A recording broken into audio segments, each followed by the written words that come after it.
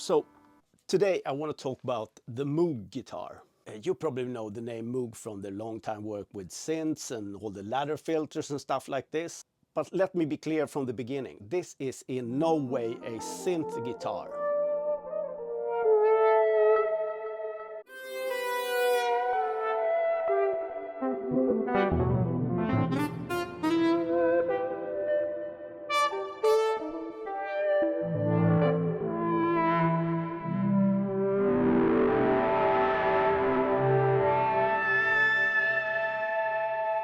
Okay, so that sounds like I'm playing a synth with my guitar, but that doesn't make it into a synth guitar per se because of that. I'll get to that later. The unique selling point, the merits of this guitar is all about its sustaining abilities. I showed you in the beginning. The first clip you saw was me just connecting it to its pedal that gets its power from my power outlet. And as soon as I rake the strings, it starts to vibrate and doesn't stop if I don't make it. It has this really nice controllable dynamic sustain, and you can use harmonic blends to go from one part of the harmonics over another. It wasn't connected to anything. I just had one of these picking up on the natural sounds coming out of that physical entity that is that guitar. And this is of course the Moog way. It's a very analog way of working with things. They're working with the magnetic pull between two pickups that are working on the strings. From each position you can decide how this magnetism is going to control the development or the oscillation of the strings. This way of going about things feels really analog in the same way that these first synths did, with real components instead of digital reproductions of the same thing. You can feel how this guitar is getting warm from the current going through it. If you have some penchant for this old way of working with things where you feel the heat from the analog components and stuff like this is really a dream guitar for you. I don't know if that particular feature is what draws me to this guitar.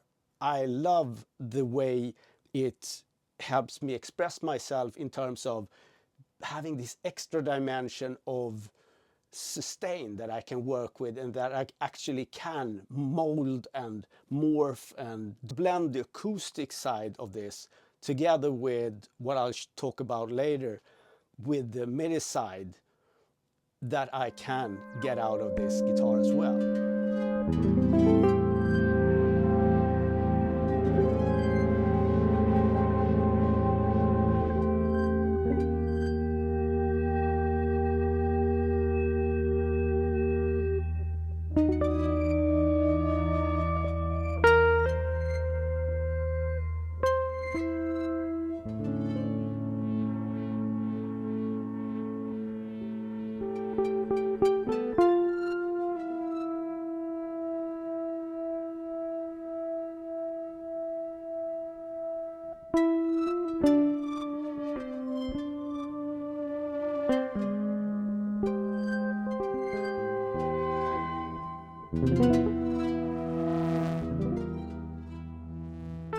This is a dinosaur, it's a relic of sorts, but it's at the same time, it does things that only very specialized guitars on guitar shows does today. The way it works on the strings, providing sustain like it does, I'd say it's unique still.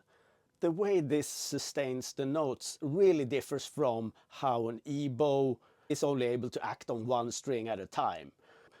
Is it the same thing as something like a Sustainiac? Well, it both is and isn't. I think I have a push-pull switch for my Sustainiac on some of the guitars, and once you pop that you get this more direct connection to the sustain. But it's not controllable, and it's not as sweet and soft and beautiful as it is with the Moog guitar. And we also have this way of working against the vibration of the strings with the Moog guitar that isn't available in any of the competing setups. So now, because I've kept the sticker here telling us what everything is, I'm also able to communicate clearly what we're going to show you. And I'm going to start here with the mode selector. It's a three-way switch, and in its first position here, everything I'm playing is going to be sustained. So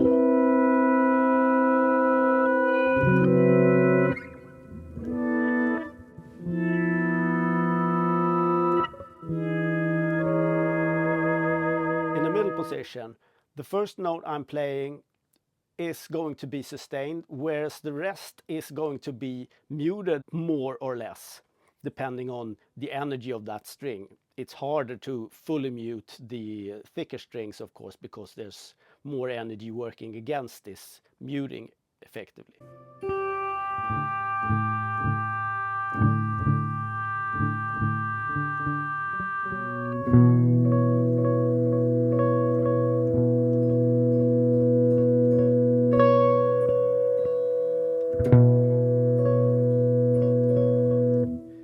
In this position, however, these pickups are working totally against sustaining the notes and muting the strings more. Not only does it give me the feeling of working with really thick strings that aren't vibrating, but it also gives me some sort of banjo feel type sound.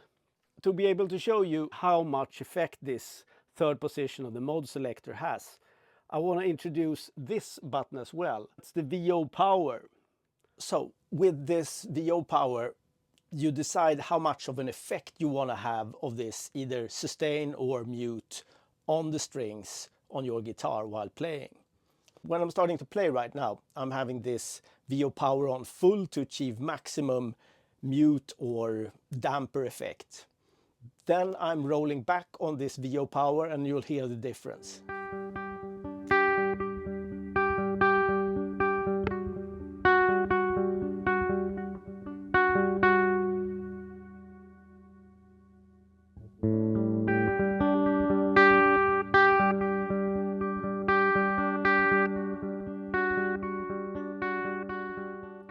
This damper effect have proven to be really useful for me when I'm trying to play certain instruments with a MIDI setup using a pitch to MIDI system. So this instrument in itself doesn't have any MIDI capabilities. So the first thing I did when I purchased this, I went directly from the retailer, from the importer actually, to my luthier and had him install a 13-pin system instead of the existing piezo stuff that is connected to the saddles in the bridge. This gives me the possibility to connect this guitar to something like the GP10 that I have behind me here. So I'm not using the GP10 for its MIDI conversion at all. I'm using it as a breakout box. So my 13-pin cable goes from my guitar to my GP10. From there it goes via the USB cable into the computer.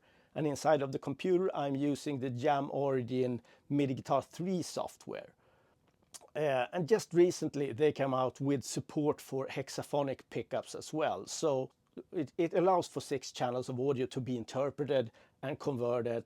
And that in itself makes for a pristine, dynamic, exact, fast interpretation into MIDI.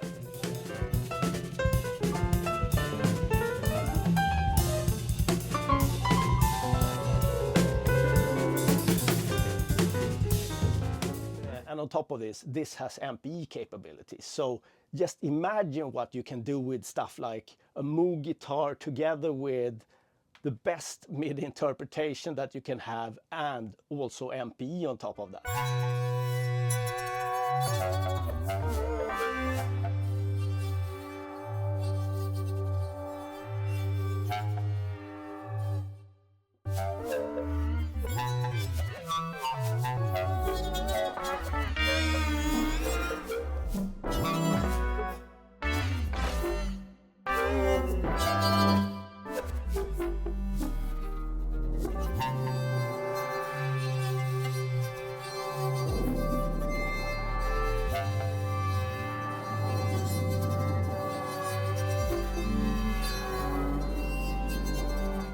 These 3 belongs to the Ghost Hexpander preamp kit that's installed in this guitar, connected to the saddles in this bridge here. And it's mainly a 3-way switch here, and it's a patch up and down here. And you have a volume knob, of course. And since I'm using the piezo's in the bridge for my 13-pin, obviously I don't have any piezo blend to work with. Looking at the pickup selector here, first position is piezo, so this is dead at this point. Then here's the bridge pickup, here's the out of phase pickup, in phase pickup, and you have the neck pickup. Just to name what this filter toggle stands for. Here is the traditional tone, here's the articulated Moog filter, and in position 3 we have the Moog filter, plain and simple. So this tone filter button is very much dependent on what position this filter toggle switch is in. So now that it's in the tone position, this will emphasize treble frequencies on one end and the bass frequencies on the other end. And if it's in the second position here, it's going from full resonance to no resonance, and it's the same for the Moog filter. So it's full resonance to no resonance as well. It really shouldn't come as a surprise that this guitar is really hard to get the feeling that you have a grasp on fully. Just imagine the example where you say start with something like the filter toggle and you decide that, okay, I want to have it in the tone position, and then you want to decide on the tone knob if you want it to emphasize the treble frequencies or the bass frequencies. The decision on the mode selector, do you want all the strings to be affected, or do you want some partial part of the strings to be affected, or do you want everything to be muted? Then you go to the VO power and decide exactly how much you want this effect to be. And then you have the harmonic balance. And this is merely on the acoustic side.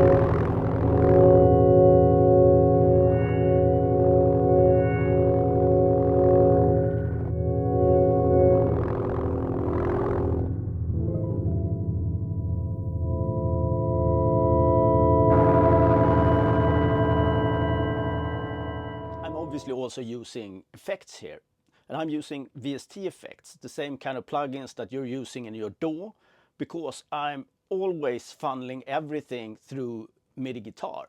And there's so many reasons for why this software solution is the best choice. You have all the effects and all the instruments in the same place. You can assign everything from the beginning. So if I want to use some sort of effect and I want to have some sort of modulation on some parameter of that effect, I can connect that within MIDI Guitar, within that software.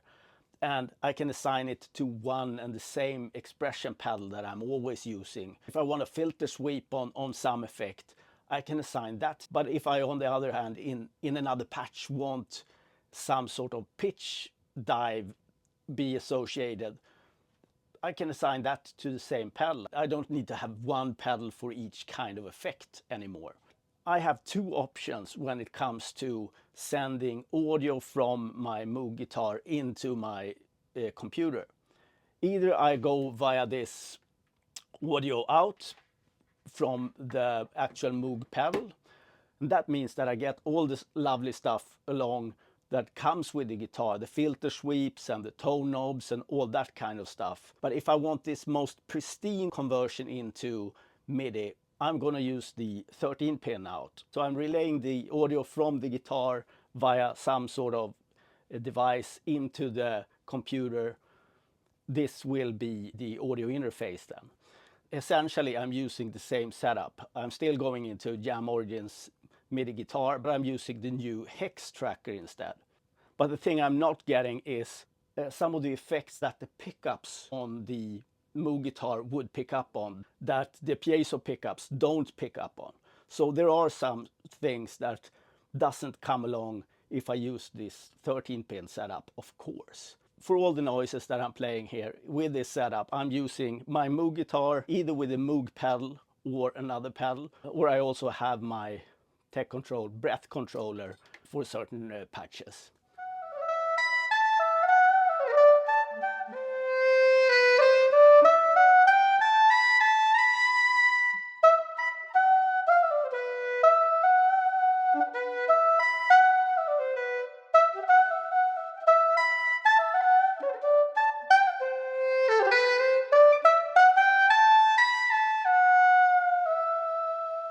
So it kind of goes without saying, but the first thing you want to do when you get a infinite sustain device like this is to hook it up to some sort of distortion pedal and see what happens. So I'm showing you here some harmonic blends and filter sweeps with Neural DSP's Plenix archetype modeler.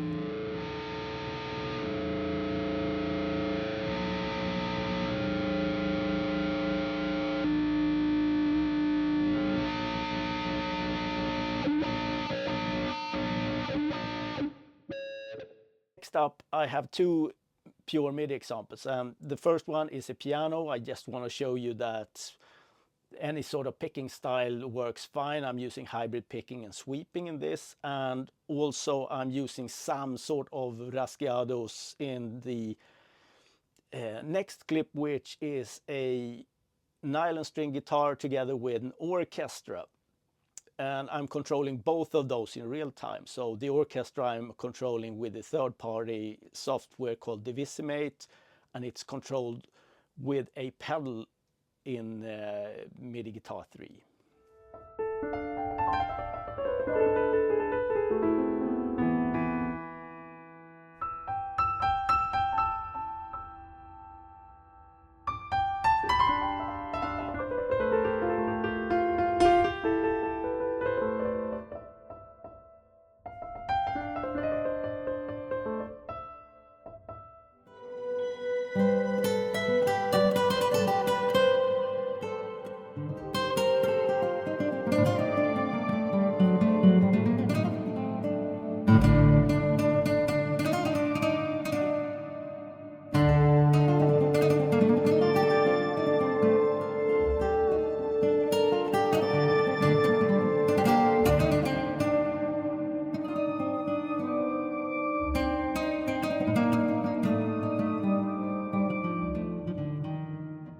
The way I'm going to use this is to incorporate the actual Moog Guitar acoustic sound alongside any sort of MIDI setup that I'm using. I just want to show you that it's very possible to also use this as a pure MIDI controller if you want to. The thing that makes this the most competent guitar for studio work ever, in my view, is of course the sustaining abilities. That applied to the acoustic side together with the MPE or the MIDI side is of course how I'm going to use it.